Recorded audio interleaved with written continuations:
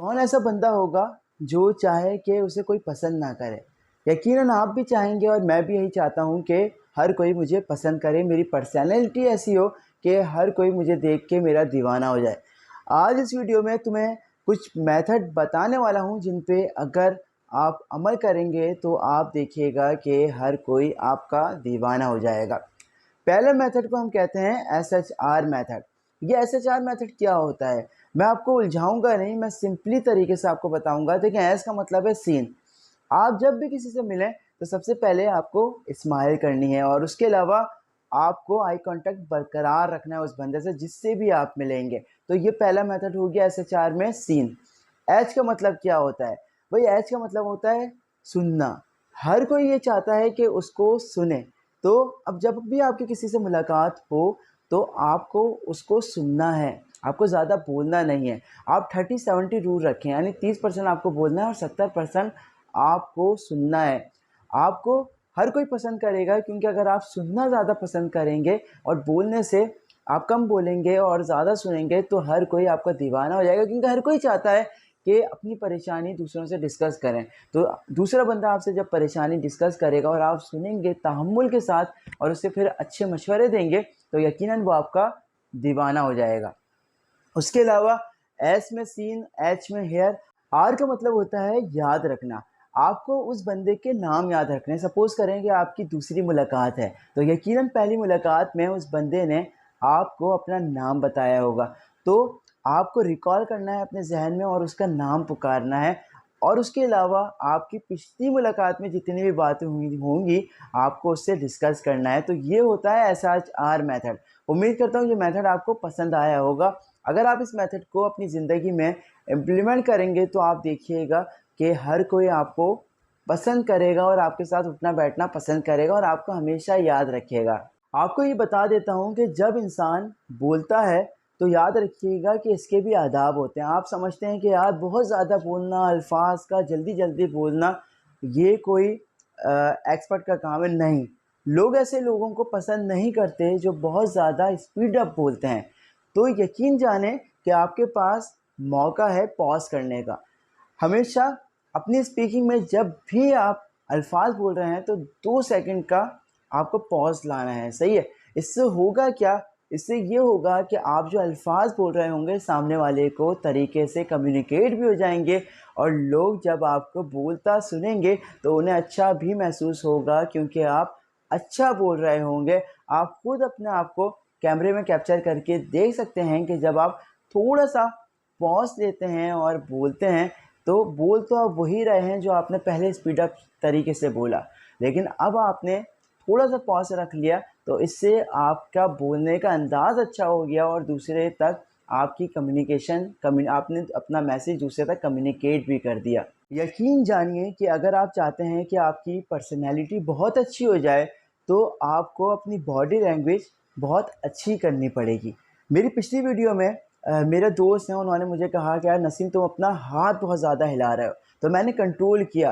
देखिए, फीडबैक लेने से कभी भी घबराइएगा नहीं क्योंकि फीडबैक आपको बेहतर करता है। अगर वो बंदा मुझे ये नहीं बताता तो हो सकता है अभी भी मैं अपने हाथ बहुत इस तरीके से चला रहा होता और आपको बहुत ज़्यादा ऑकवर्ड लगता। तो मैंने वो चीज़ कंट्रोल कर ली तो और मैंने उसका शुक्रिया भी अदा किया कि यार थैंक्स अलॉट कि तुमने मुझे ये चीज़ बताई, तो अब मैं कंट्रोल कर लूँगा। तो याद रखिएगा कि बॉडी लैंग्वेज मैटर करती है। 7% कहा यह जाता है, 7% आपके अल्फाज, 38% जो होता है वो आपकी टोन और आपका फेस एक्सप्रेशन, और उसके अलावा बकाया जो होता है वो आपकी बॉडी लैंग्वेज मैटर करती है। तो याद रखिएगा कि अगर आप चाहते हैं कि आपकी पर्सनैलिटी बहुत अच्छी हो जाए तो आपको फेस एक्सप्रेशन भी अच्छी करने पड़ेंगे, आपको अपने टोन भी अच्छी करनी पड़ेगी, लेकिन आपको ज़्यादा फोकस अपनी बॉडी लैंग्वेज पे रखना पड़ेगा क्योंकि अगर आपकी बॉडी लैंग्वेज जो है वो शैकी होगी या आप इस तरीके से कंधे झुका के किसी से बात कर रहे होंगे तो वो आपको कभी भी पसंद नहीं करेगा क्योंकि आपकी बॉडी लैंग्वेज ही अच्छी नहीं है। तो उम्मीद की करता हूँ कि आप अपनी बॉडी लैंग्वेज अच्छी करेंगे ताकि हर कोई आपको पसंद करे। आप जब भी दोस्त बनाते हैं तो याद रखिएगा कि अगर आप हमेशा संजीदा रहेंगे और संजीदगी से बात करेंगे तो सामने वाला आपका दोस्त कभी भी नहीं बन पाएगा। तो थोड़ा सा ह्यूमर लेके आना है आपको अपने गुफ्तगू में।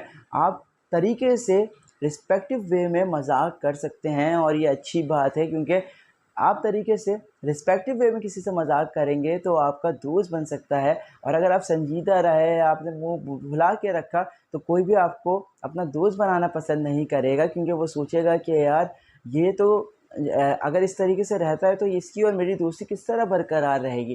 तो याद रखिएगा, थोड़ा सा ह्यूमर लेके आइए अपनी गुफ्तगू में, और ये अच्छी चीज़ है। आखिरी चीज़ आपको बता दूं कि याद रखिएगा कि अपनी ज़िंदगी से कंप्लेन का अल्फाज निकाल दें। कंप्लेन का वर्ड आपकी ज़िंदगी में नहीं होना चाहिए।